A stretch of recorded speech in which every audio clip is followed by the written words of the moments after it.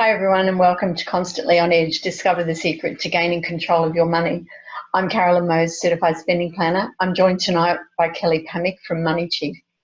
As a quick introduction, let me tell you a little about myself. When I was 9, I made a decision that I would never be poor. And this decision came about because I saw how much my mother struggled to feed and clothe 4 young children with a husband who was actually a gambler. You know, that decision at 9 pretty much flavoured everything I then did with my money. I was a saver. I always paid cash for things. I never used credit. And when we struggled through the 1980s with a mortgage and 18.5% interest, I learned how to menu plan and how to cook mince and sausages in 1,000 different ways. In 2009, my husband and I were affected by the global financial crisis, or GFC. We lost a home, we lost an investment property and a chunk of our superannuation. And I'll tell you honestly, while we were absolutely devastated by what had happened to us, we knew that it wasn't the end of the world. And with a spending plan in place for our money, we started the process of rebuilding our lives. In 2015, I trained with the Spending Planners Institute to become a Certified Spending Planner, and I'm absolutely passionate about what I do. In 2016, I was named the Spending Planner of the Year, and in 2018, I received the Founders Award for Excellence in Service. In 2018, I was also interviewed by Money Magazine for a feature article that they were doing on the Spending Planners Institute. I've written for several publications, both local and national. And do you know, the vision of the Spending Planners Institute is to change the world one family at a time. And I can tell you that I'm absolutely passionate about doing just that. So over to you, Kelly. Thanks, Carolyn. That's really hard to follow up, and not because you're so well credentialed, but because you are so passionate about what you do. I don't think anyone who's ever met you could doubt that. In any case, hello everybody. My name is Kelly Pamick. I founded Money Chief Spending Planners about 3 years ago. Ironically, Carolyn was one of the mentors on my training program, I recall. I'm also a bit of a numbers nerd, so this is a fun thing for me to do. I really quite enjoy this process, and I know that not everybody does, so bear with us. We'll make it as fun as we can. My background is in operations management. I've spent 20-odd years managing complex and detailed budgets, and it's just not so different from running a business to household finances. And I'm really excited about sharing some of the principles tonight so that you can take them on and use them for your own advantage. Thanks, Kelly. Okay, so just imagine if your fairy godmother came along today and waved her magic wand and wiped away all of your debt. So now that you're debt-free, how do you avoid going back there in the future? You know, tonight what we're going to be talking about is how to create a new debt-free lifestyle. But first, we need to ask the question, why do people lose control of their finances and get into debt in the first place? And to understand the reasons why we actually get into debt, we need to talk about what we call the 5 E's, okay? So, you know, it's not your fault that you struggle with money. You simply don't know what you don't know. And the first thing we're going to talk about, our first E tonight, is education. We leave school with very little information about how to manage our finances, and we're thrust into our 20s and we're expected to magically know the secret to managing our money well, making all the right decisions and putting things in place to give us some sort of a future. Okay, this is often the time when we start making decisions as young adults, some good, some possibly not so good. I can remember a few not so good decisions in my 20s. How about you, Kelly? I might have gone to Europe with a credit card or on a credit card, but that was many years ago. Naughty, naughty. Yeah, well, I remember the $300 little black dress that I kind of just had to have, you know, and it probably wasn't the best decision, one of the best decisions. So we enter our 30s when we're starting to look at settling down, getting married perhaps, having a family, providing the very best lifestyle that we possibly can for our children, private education perhaps, a family holiday every year, or, you know, home ownership. We often at this stage also find ourselves with spiralling debt, perhaps because of those not so good decisions we made in our 20s. Okay, so our second E tonight is environment.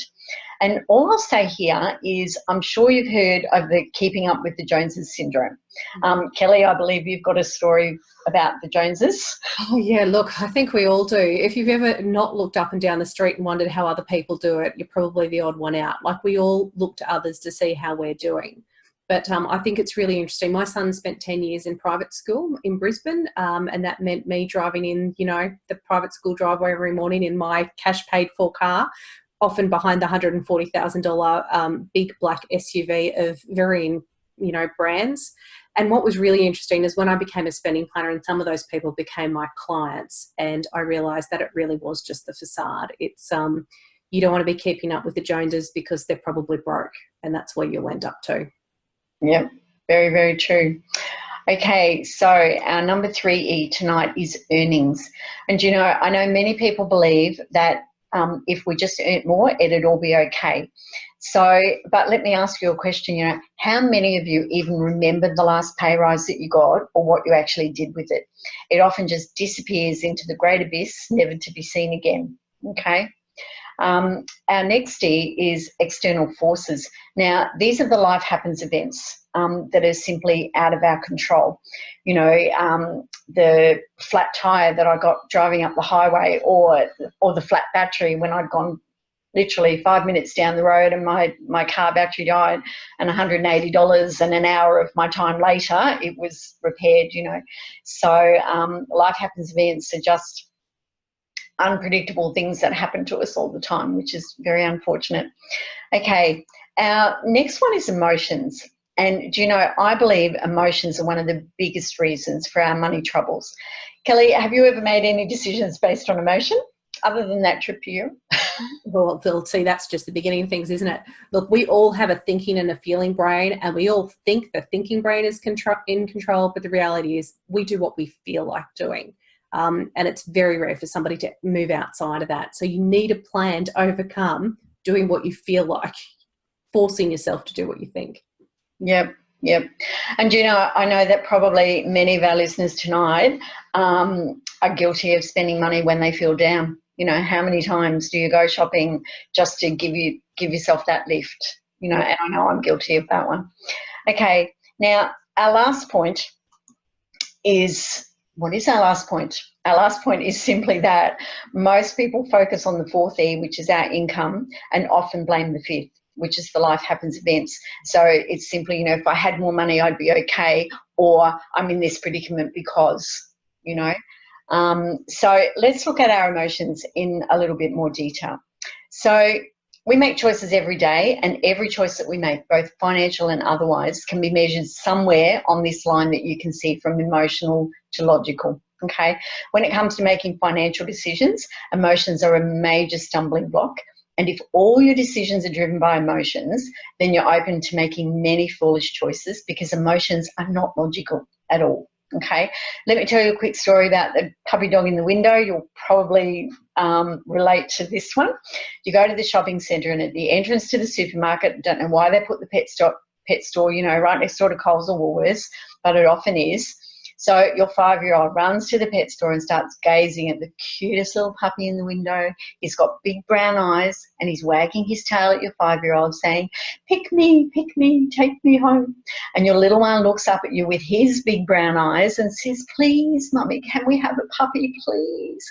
And because you can't bear to see the disappointment in your child's eyes if you say no, and because when you were a child you always wanted a puppy, you say yes, without even considering the possible ramifications of that decision. So a totally emotional and possibly illogical decision, and making financial decisions based on emotions that are not backed up with logic leads to serious trouble. Would you agree, Kelly? Absolutely. And in that moment, we're not honestly, we'll convince ourselves we are, but we're not honestly thinking about the total cost of ownership of that item. We're not thinking about the fact of pet insurance, vet bills, food, for 15 years or more. Like it's a very long-term decision to make on a really short-term emotional basis. But don't kid yourself, it's not just the puppy in the window. It could be the shoes on the shelf or the car in the car yard. It's our emotional decisions that tend to get us into trouble. Yeah, absolutely. Okay, so our question, how can you take control of your finances and eliminate debt? Okay, so as spending planners, what we do is take our clients on a journey to financial freedom that starts with a simple 8-step process. Okay, tonight we're just going to go through this process really briefly, because we actually run a second webinar which is called Conquer Your Finances with our unique 8-step process, and we go into this process in a lot more detail during that webinar. So if you want to, have a look at that webinar, by all means, it's really worthwhile coming along to. Okay, so what I will do tonight though is just show you those 8 steps, and they are simply: don't procrastinate. Second one, uncomplicate. Create a clean slate. Negotiate, consolidate, calculate and contemplate, separate, and lastly, congratulate and celebrate. Every one of these steps plays an important role in creating success, but one of the most important steps is actually step 2, which is uncomplicate. And this is simply putting a structure in place for your money. This is what we call our perfect bank account structure, and this is what it looks like. Okay, our top account, we call this our sacred money account, or our predictable bills. So all of our income comes into this account, and all of our predictable regular expenses, the insurance, the registration, the mortgage or rent, the electricity payments, everything comes out of here. They're set up as direct debits, so you don't have to worry about it. So our second account is what we call our triple FI, or our food, fuel, fun and incidentals account. And this is this account is simply your weekly living account. Okay, so you allocate a certain amount of money each week to cover your living expenses, and this amount is transferred from your sacred money account to your triple FI. Okay, it's a zero-based account, so it starts at 0, money is transferred in, and it finishes at 0 at the end of the week, unless you've managed to save money on your petrol or your food shopping, okay? If you do manage to save money, then you can do what you like with that at the end of the week. Go out for dinner, take the kids to the movies, or whatever you like, okay? The third account, now the triple FI account also has a debit card that attaches to that. So you can either have cash in your wallet, or you can use a debit card on that account, so you're using your money, not the bank's. Okay. Our third account is simply our life happens account. This is for the unpredictable events that just happen when you least expect them. The flat battery, the car, dies, you need a plumber, whatever. Okay. An amount, no matter how small to start, is deposited into this account, and then when life happens, you're actually prepared for it. So Kelly, take us through. I know you've got a story of a client with her life happens account. Yeah, look, I think everybody has had a life happens moment. I have a client who was actually in New Zealand earlier this year, and she'd planned to the nth degree to make sure she had spending money and had paid everything, and unfortunately they had a car accident, and they did have insurance, but of course they had to pay the excess. And if they had not had money available in that life happens account, life would have really happened quite difficultly for them. So, they built up that money over a really long period of time. It was through really small amounts. It certainly wasn't through, $100 a week or anything of that sort. And it showed that with really small, regular contributions, you can save yourself major stress when the time comes for these sorts of things. Yeah, absolutely. And what we always say to our clients, because many of my clients will say, you know what, I've got so much debt, I put all of my money onto my debt, I can't afford to be putting money aside into a life happens account. I just say to them, it's about the habit. Start with $5 a week and it will build up, and you'll get to the point where you don't have to reach for that credit card. You don't have to pay for those life happens events on a credit card, because you'll have money there waiting. These 3 accounts form the basis of the perfect bank account structure.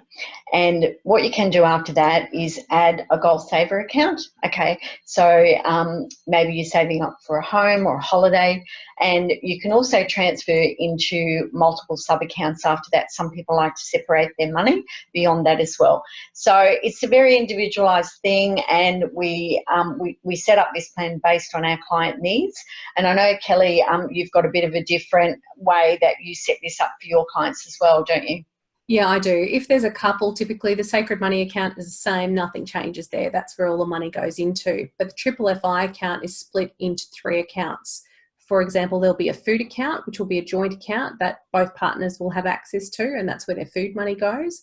And then each of them will have a pocket money account. So they have money in their own name, in their own account, that's theirs to do as they see fit.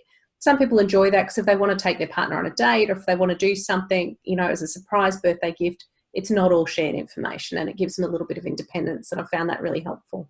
Yep, absolutely. Yep. So the other step that we want to talk about tonight in that 8-step process is step 4. And step 4 is negotiating with providers, okay? So it's really important before you contact a creditor to negotiate debt to make sure that you've got systems and processes in place so creditors actually know that you're serious about making a change, okay? It's important that you present as someone who's worthy to help, okay? We've created a comprehensive resource with 5 simple steps to help you start negotiating with creditors. And this is actually a mini course on its own, and you will have opportunity to receive this resource after the webinar, okay? But I just want to take you through briefly what these 5 steps are, and then we'll look at a couple of sample conversations you can actually have with providers, okay? So step 1 is simply don't delay in taking action. Okay. Step 2 is know your current situation in detail. So what you owe to who, you know, what your current balance is, what your interest rate is, knowing all of that information. Okay. Now prepare your story and define your request. So we do go into more detail, as I said, in that little resource that you will have. But you have to be really well prepared for, really well prepared and be able to define your request to that creditor. Now, step 4 is making that exploratory call. Now, it's simply calling the bank and finding out who you actually have to speak to. And it might be an email, they might have a hardship area. And then step 5 is actually presenting your formal request for help. Okay, and we do have some examples of that in that resource as well. So I just want to take you through a couple of sample conversations you can have with your providers to negotiate a better deal. Okay. And the first one is personal finances. So I'm currently working with a spending planner to get on top of my personal finances and put structures in place to help me pay off my debt. I'd like to negotiate a reduction in the payments of my loan because I'm currently struggling to meet the current repayments. How can you help me? Okay, so I will tell you a quick story. The second one is I'm looking at changing my electricity provider. We all have the right to negotiate, and we're probably all really good or fairly good at negotiating for our electricity because it's one thing that we can go, well, hang on a minute. You know, I was talking to Fred down at the pub tonight and he's getting, 30% off his electricity. I'm only getting 22%.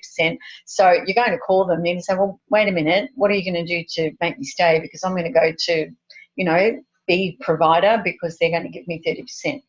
So, but I just want to tell you a very quick story of a client of mine. This client came to me with a huge amount of debt. She actually had $180,000 in debt, and this debt was spread over 12 different providers. Okay, so we created a plan for her to pay down the debt, and we set up a spending plan, and that showed her how much she could actually afford to pay on each of those debts.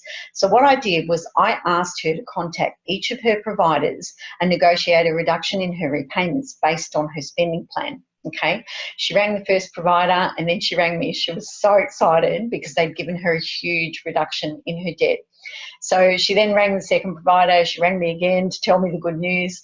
And after her third phone call, she said, oh, I'm so sorry. I keep bothering you. I'm just so excited. And I said, look, that's fine. Just send me text messages. And she did for the rest of the day. And 10 out of 12 of those providers gave her either a payment holiday, an interest discount, or a reduction in the actual amount owing. And I tell you what, she was one happy client by the end of the day.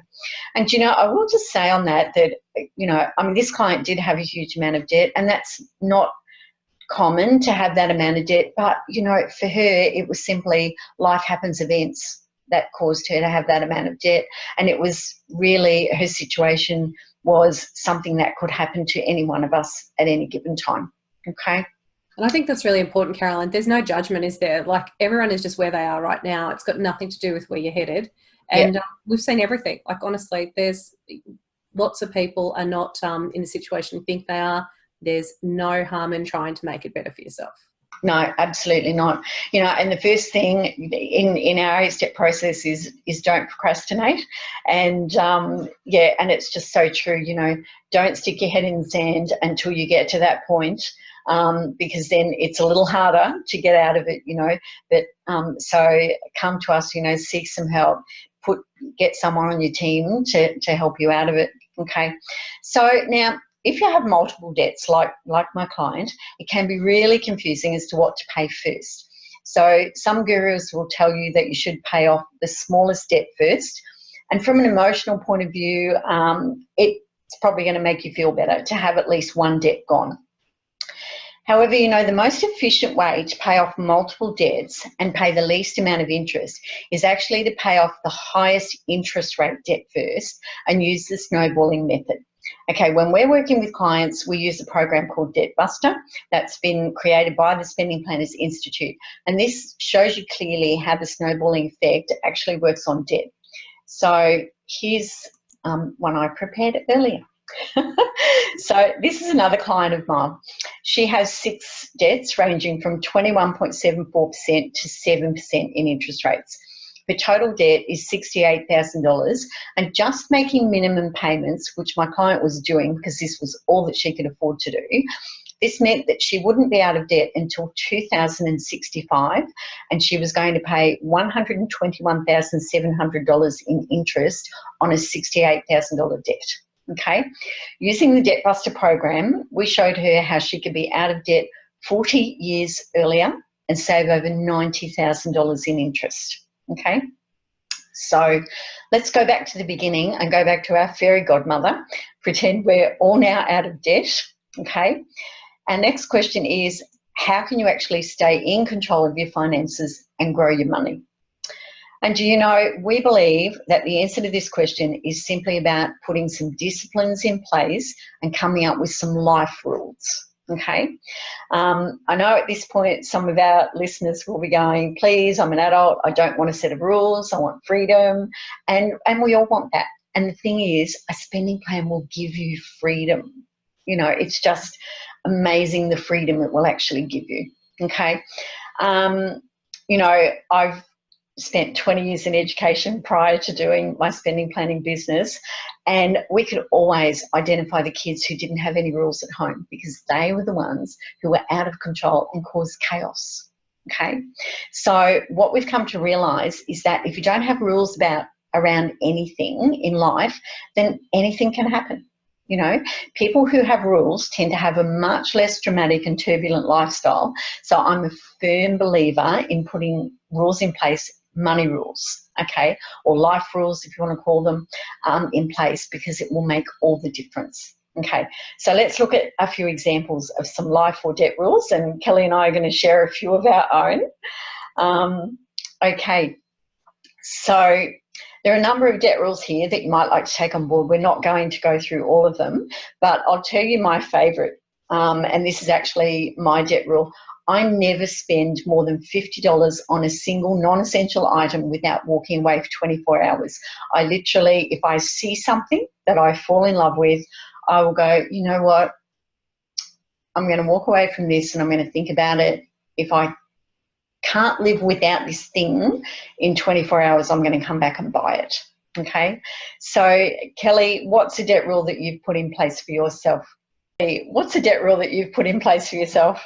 Okay, so I'm going to share 2. So one, for me, I don't lend for cars. I've always paid cash for cars. It takes an awful lot of time to save up when you want a nice car, but that for me works. So no lending for cars. And the other thing is I quite like online shopping. I quite like sitting there sometimes and popping things in my shopping cart, but I don't check out. It's similar to yours, Carolyn, as I actually get a little bit of satisfaction as putting those things in the shopping cart and leaving them there.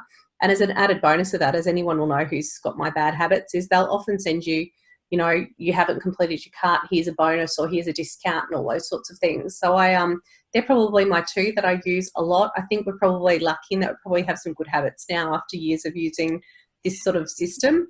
But my broader advice to my clients lately has just been, don't use Afterpay. I've just seen it cause drama for more people. Or the interest-free card system is really similar. People just get themselves in over their heads. It's more complicated sometimes than they think. Life happens. They can't make a minimum repayment, and suddenly they're in this crazy interest zone that, is challenging. It's unnecessary. Try and pay for things that you can afford. Save up first. Yeah, absolutely. And just on that note, I started working with a client just recently who had 8 afterpays happening. And when we put them all into the spending plan, I really encouraged her, to get those paid off as quickly as she could, which she did using her plan. But the other exciting thing was she actually rang me and she said, hey, guess what? I went shopping on the weekend and I bought a new set of pots for the new house. And I said, oh, okay, so that fitted into your plan? And she said, yeah, and you know what? She said, I said to my husband, I can actually pay cash for this. I don't need to put it on Afterpay because it's in my spending plan and it works. Beautiful. Love it. Yeah, and it was so exciting for her. So, yeah, no to Afterpay. Okay, so here's a few more debt rules for you just to read through. And I actually like the last one. Okay, understand the ongoing cost of ownership with every purchase you make. And it's simply, going back to my puppy in the pet store story. And as Kelly said, considering the cost of ownership of that little bundle of fur, you've got vet bills, food, toys, equipment. And if that puppy is like ours, she loved chewing anything and everything in sight. So we were constantly replacing shoes, socks, cushions, and anything else that she thought looked appetizing. Incredibly expensive. We loved her, yes. Just as well. So now our debt rules are in place. How can we actually grow our money? All right, so let's have a look. Here are 6 things that you can actually do to start growing your money, okay? And the first one is create a spending plan for your money, covering your predictable bills, your weekly living, and your emergency savings. Okay, put some debt rules in place and embrace them, start to really enjoy them, and create a plan for paying down your debt. Negotiate your repayment terms with your creditors, and sell anything you can do without and free up as much spare income as possible. Okay, so kids' toys, clothes, there's all manner of things in your house. Become a bit of a minimalist. It's my daughter would tell you that she's 31. She tells me I have way too much stuff in my house, and I need to sell a lot of it, and she's probably right. Okay, start a goal saver account. And okay, so they're the 6 things that you can do to help you grow your money. So how can you give yourself the best chance for success? All right. Now, I know as soon as I say this, Kelly's going to dispute it, but my first one is use cash. Give yourself a predetermined amount each week, and when it's gone, it's gone. I love having cash in my hand because if I've got $20 in my purse, I don't like to break it. I really don't. And yet I know Kelly's going to go, I'm not that well behaved. But this is the whole point, right? Like, we all have different strengths and weaknesses. Mine is carrying cash. If I have cash, I'll spend it. Like, honestly, I have $20 in my wallet, I'll be like, I'll just grab that coffee. Whereas I'm not getting my card out because my card to me is my savings money. And the more I have on there, the more I can buy something later. So it really is about knowing yourself, owning it. Don't bury your head in the sand. And just, make decisions that work for you. Yeah. Okay, so the second one, use a debit card and your own savings funds rather than the bank's credit funds. Yeah. Close any of your store accounts. Cut up your credit cards.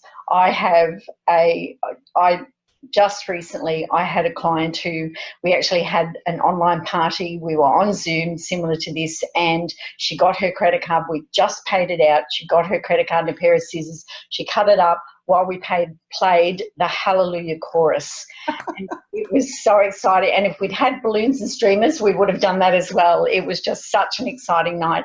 And she said she couldn't believe the freedom in cutting up that credit card and knowing that she was never going to have to use it ever again. It was so exciting.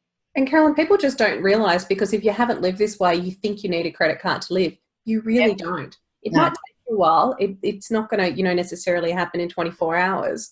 But it is completely possible to live your life without a credit card, as much as the advertising and marketing and society says otherwise. Yep, absolutely. Absolutely.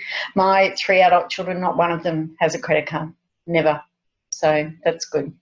Okay, set a goal and work toward it, and make yourself accountable. Really important to make yourself accountable to someone who's going to make sure you achieve your goal. Okay, David Wright, who's the founder of the Spending Planners Institute, he's the one who trains us to do what we do, often says, you know, you don't win a gold medal without a coach. And if you want to lose weight, you go to the gym, you get some help. If you're sick, you seek medical advice. We believe that if you're in financial stress and on a treadmill of constantly living pay to pay, if your relationship is flagging because you've got money issues and they're weighing you down, if you're constantly worrying you don't sleep because you can't keep on top of your bills, you simply need to seek help. Okay, Kelly and I are absolutely passionate about what we do, and our desire is simply to provide you with a great alternative to money management and an accountability partner to help you achieve your financial goals. But, you know, we've got the Spending Planner system has worked for over 30,000 people over the last 20 years. We're not a fly-by-night. We've been around for a long time. We've got thousands of testimonies from people whose lives have simply been changed by putting a system in place for their money. But, you know, spending planning is not about a piece of software or a system. For us, Kelly and I, it's about empowering people, empowering you and supporting you as you learn how to take control of your money and create a future. Okay, we believe that in starting your journey to having success with your money, it's important to take a look at the big picture and what it is you really want for yourself and for your family. So our thank you gift is on its way to your inbox. What you're going to receive is a really great little booklet. It takes time to work through it because it's going to help you not only identify what your goals for your future are, it gives you some cool little tools to play with. We want you to be curious about your money. We want you to be a little bit more involved. So your real hourly rate revealed. So, you know, add in all that time, you travel, your clothes, your coffees, everything, and see how much you're actually earning per hour. It's interesting. The opportunity cost calculator. I love this one. This shows you, you know, if you're going to buy a car, you know, how much that would have meant if you bought one worth 10,000 less and put it into super over 40 years. It's a great little tool, easy to use, fun to play with. Doesn't mean you can't buy the car, just means you're making a choice rather than having it be your default. And compound. I think we all think we know what this is about, but it's so powerful, it's worth having a little bit more information. So Caroline, would you rather have $1 million right now, or if I gave you 1 cent doubled every day for 30 days? Okay, well, you know what, Kelly? I think I'll take the 1 cent doubled every day for 30 days. But if our listeners don't believe us, they need to check their blueprint and see just how much better off they will actually be by making that decision, okay? Excellent. So, look, you know what? We've covered a lot tonight, but we can't cover everything, and we'd love to personally help you. But, you know, before we go, we just simply had one question for you. Okay, and our question is this: would you like us to help you? Okay, you can continue to spend years trying to figure it all out yourself. You can continue living pay to pay, living with stress and anxiety, having sleepless nights and arguments over money, or you can get some support. So let's have a quick look before we go at our program and prices. Okay, our first program, and this is our most popular program, is Succeed with Money. And this program includes, as you can see, a personal spending plan, 4 one-hour training sessions in the first month and 5-hour monthly sessions after that. Extra monitoring and sessions as required. Also a debt buster session, which we've talked about tonight, to show you the best way to eliminate large amounts of debt. A comprehensive e-guide comes with it as well, full support, accountability and monitoring during the 6 months of the program. Okay, please note the Spending Planner software is actually a cloud-based software, and that's an ongoing cost of $10 a month. Okay, so our next question for you tonight is a very simple one. Is $25 a week too much to pay for your own personal money coach, full support and training, and a spending plan designed for your individual needs? Question to seriously consider tonight. Okay, so what I'd like you to do now is one simple thing, because we're about to bring the webinar to a close. But if you'd like to access our program or look at other program options, what I'd love for you to do is simply book a 15-minute money success breakthrough call with me. It's 15 minutes that could change your world. There's absolutely no obligation. It's simply an opportunity to have a chat with me about your own personal situation. We can see if we've got a program to suit you. Okay, you can book a call by going to moneysuccess.com.au, and that's just going to take you to my availability calendar, and you can then choose a time to suit you. I do have evening appointments and also weekend appointments if that suits you better. Okay, just before we go, I want to say that because Kelly and I believe so strongly in what we do as spending planners, and we've seen amazing results with our clients, we're prepared to offer you a guarantee. And the guarantee is simply this: when you sign up for a program with us and undertake to do the work that's required, if you haven't seen the benefit of having a spending plan after 60 days, we will simply refund your money. Okay, Kelly and I thank you for being a part of our webinar tonight. We hope you've taken away some great information to start you on your journey to success with your money, and we both look forward to speaking with you soon. Bye for now.